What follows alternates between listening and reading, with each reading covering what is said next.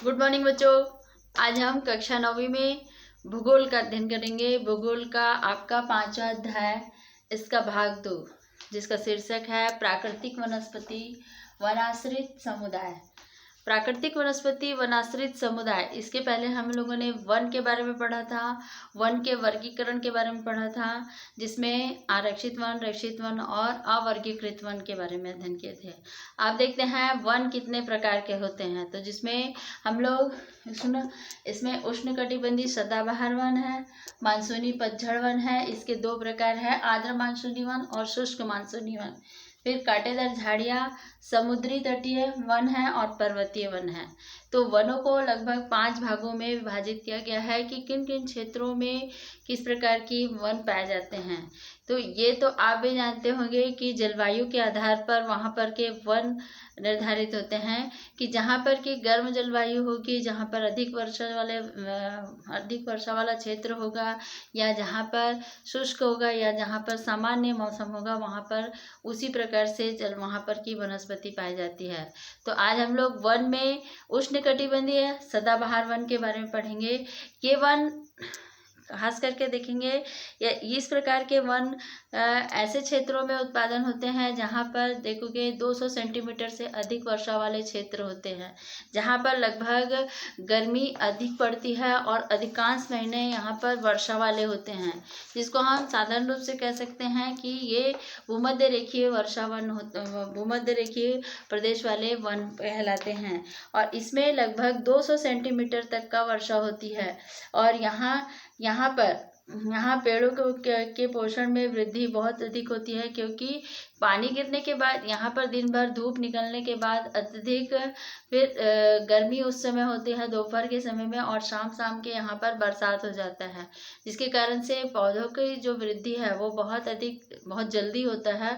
और यहाँ पर सदाबहार वन पाए जाते हैं, क्योंकि यहाँ पर हमेशा मिट्टी में नमी बनी हुई होती है, और वृक्ष इतने लंबे लंबे होते हैं कि यहाँ पर सूर्य की किरणें भी जमीन तक नहीं पहुँच पाती, जिसके कारण से नीचे में भी लताएं वाले पौधे, छोटी छोटी झाड़ियाँ, घास पाए जाते हैं, और यहाँ बहुत ही घनघोर रहता है।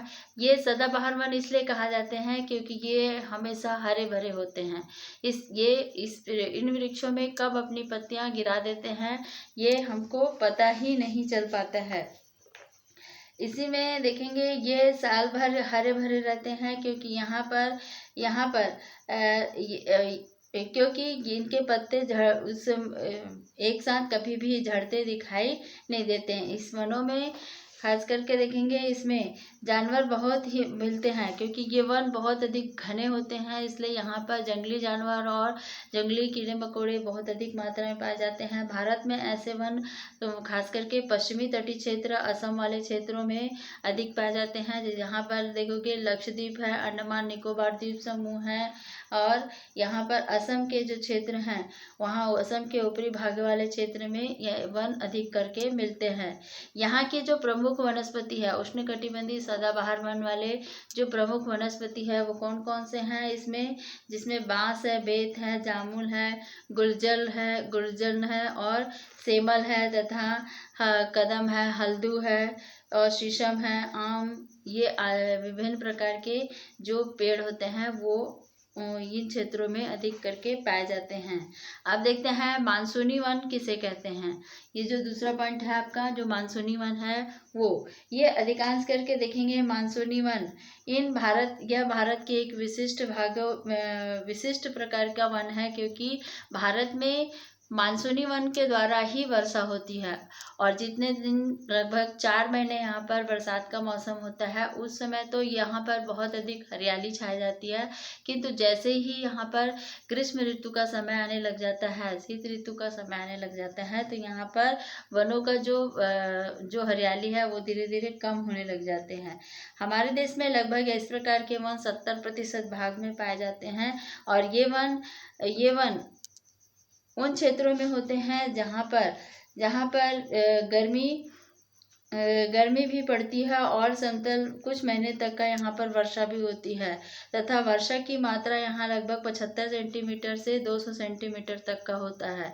जहाँ पर उष्णकटिबंधीय मानसूनी वन जो होते हैं, मानसूनी वन पाए जाते हैं, उन क्षेत्रों में लगभग 75 सेंटीमीटर से लगभग 200 सेंटीमीटर तक वर्षा होती है। और यहाँ पर यहाँ तक होती है, यानी ना तो बहुत कम और ना ही बहुत अधिक। मतलब यहाँ पर ना तो बहुत कम वर्षा होती है और ना ही बहुत अधिक वर्षा होती है, सामान्य रूप से होती हैं। इन पेड़ों की जो पत्तियाँ हैं वह चौड़ी होती हैं और ये पेड़ बहुत गर्मी के दिनों में क्या हो जाते हैं, सूखने लग जाते हैं और पत्तियाँ अपने आप यहाँ इस बार पेड़ों की पत्तियाँ अपने आप गिरने लग जाती हैं, क्योंकि इसमें यहाँ पर जब गर्मी का मौसम आता है तो पेड़ अपने आप को बचाने के लिए इनकी पत्तियों को गिरा देते हैं, क्योंकि पत्तियों से वाष्पीकरण बहुत अधिक होता है और अगर इसमें पत्ती में हरियाली रहेगी तो इसमें वाष्पीकरण अधिक होगा और झाड़ सूख जाएगा। इसलिए जैसे ही ग्रीष्म ऋतु का समय आता है, यहाँ पर के जो वन होते हैं यहाँ पर अपनी पत्तियाँ एक साथ पूरी झड़ा देते हैं, इसलिए इसको पतझड़ वाले वन भी कहा जाता है, मानसूनी पतझड़ वाले वन भी कहा जाता है। और इसमें सूखे के महीने में यहाँ पत्ते झड़ने के कारण यहाँ हमको यहाँ पर इसे पतझड़ वाले वन भी कहते हैं। हमारे राज्य में यहाँ पर अधिकांश करके इसी श्रेणी के वन अधिक करके हमको देखने को मिलते हैं। मानसूनी वन में वर्षा के आधार पर इसे दो भागों में विभाजित किया गया है। पहला है, इसमें देखोगे आर्द्र मानसूनी वन और दूसरा है शुष्क मानसूनी वन। आर्द्र मानसूनी वन वे वन होते हैं जहाँ पर 100 सेंटीमीटर से 200 सेंटीमीटर तक का वर्षा वाले क्षेत्र में पाए जाते हैं। ये पेड़ बहुत ही ऊंचे होते हैं, कुछ बड़े पेड़ और यहाँ पर सदाबहार पेड़ भी होते हैं।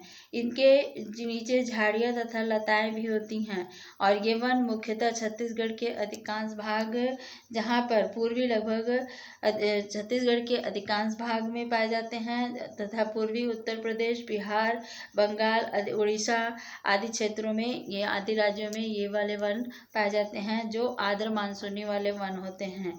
यहाँ पर प्रमुख वृक्ष खास करके देखेंगे यहाँ पर साल है, सागौन है, शीशम है और आंवला है, नीम है, आम है व चंदन के वृक्ष अधिक करके पाए जाते हैं। इसके अलावा जो खैर होता है जिसे कत्था बनाया जाता है, खैर और कोलम और अर्जुन आदि के वृक्ष भी अधिकांश करके इन क्षेत्रों में पाए जाते हैं। आर्द्र मानसूनी वन को हम सदाबहार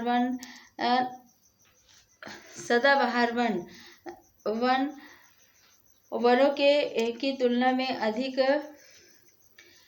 अधिक सघन नहीं होते हैं।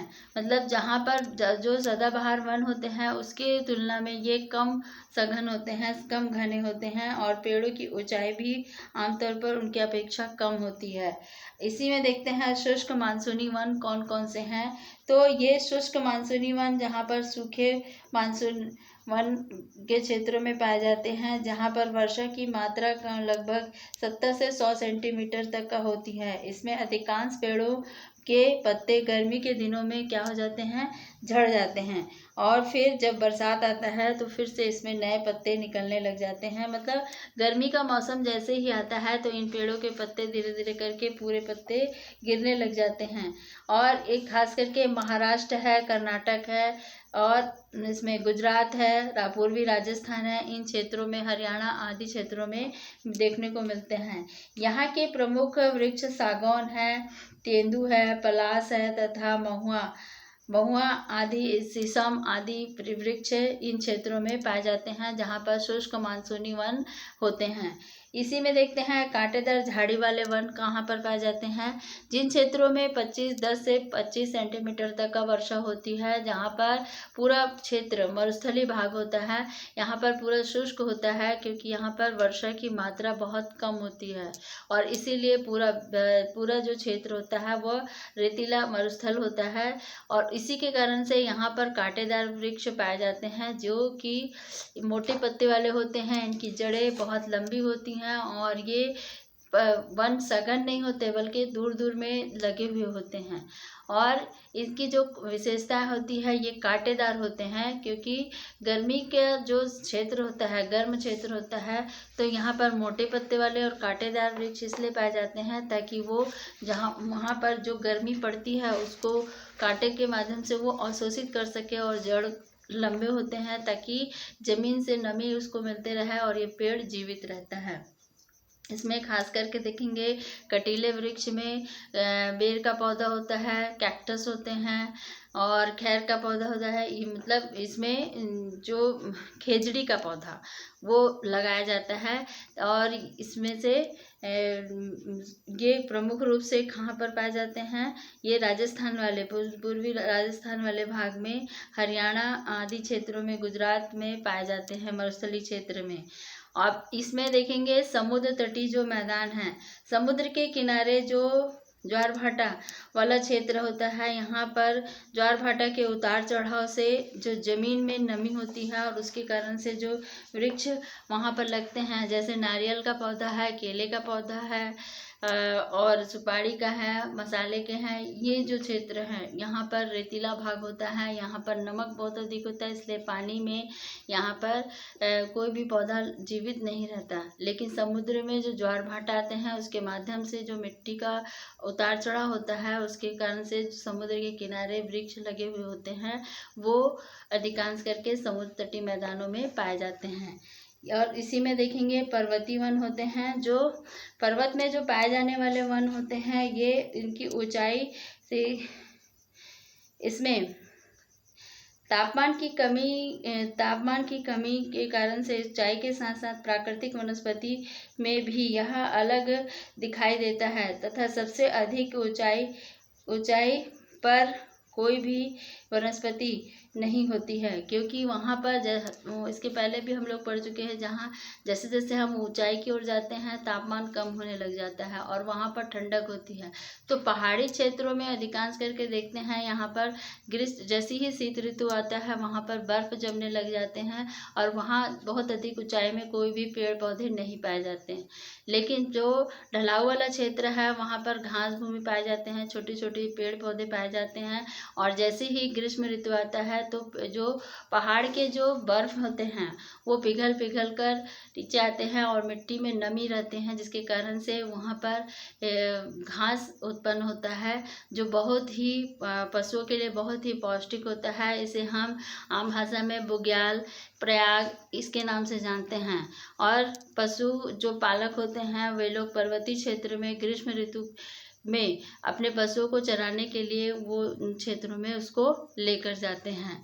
तो यहाँ पर देखेंगे छत्तीसगढ़ में, खास छत्तीसगढ़ में ही नहीं बल्कि भारत में जो जलवायु के आधार पर जो वनस्पति पाए गए हैं उसको अलग अलग भागों में 5 भागों में बांटा गया है। उष्णकटिबंधीय सदाबहार वन है, मानसूनी पतझड़ वन है, फिर उसके बाद है इसमें कांटेदार वृक्ष है, समुद्र तटीय मैदान है और पर्वतीय क्षेत्र है।